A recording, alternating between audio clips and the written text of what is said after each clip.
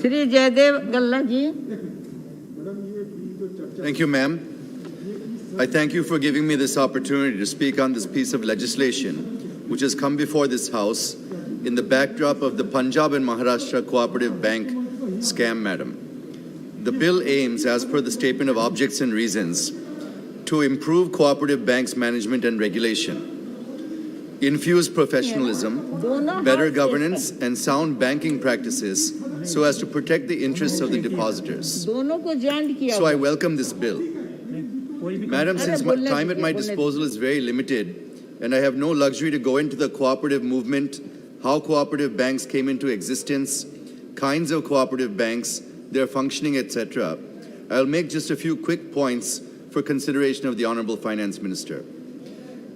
Madam, I and the Telugu Desam Party are with the Finance Minister as she has aptly demarcated in the bill that banking regulations and guidelines of the RBI are to be strictly followed by the cooperative banks and gives Registrar of Cooperative Societies to deal with administrative issues. Madam, the cooperative banking system in our country was set up on the cooperative basis and belongs to their members. But Madam, if you closely observe the PMC scam, there is a collusion between the bank officials and HDIL. Almost 77% of the loans given to HDIL holding companies, which became NPA, and PMC has gone bankrupt.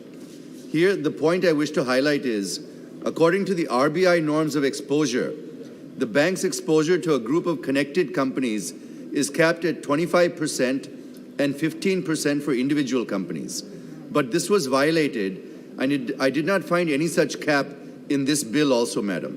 So I would like to know from the Honourable Minister, how is she going to implement this norm in cooperative banks, and who will monitor this may kindly be explained. Madam, in 2017, when Shri Arun Jaitley was Minister, this very House had given its approval for inserting two sections, 35AA and 35AB, to the Parent Act. The main objective was to strengthen the hands of the RBI to address stressed assets in the banking system.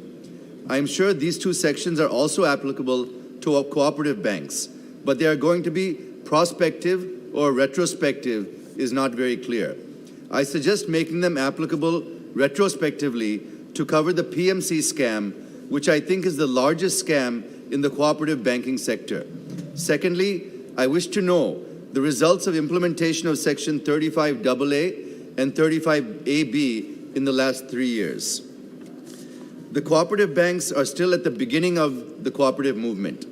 They are not following the modern practices of banking, such as net banking, mobile banking, online banking, e-banking, ATM banking, and other electronic banking ways, and lagging behind in adopting advanced and new technology in the banking sector.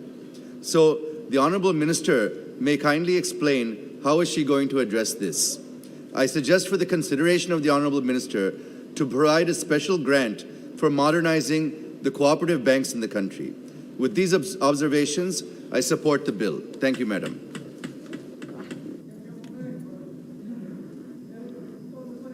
हाँ, Shri AM Arif जी.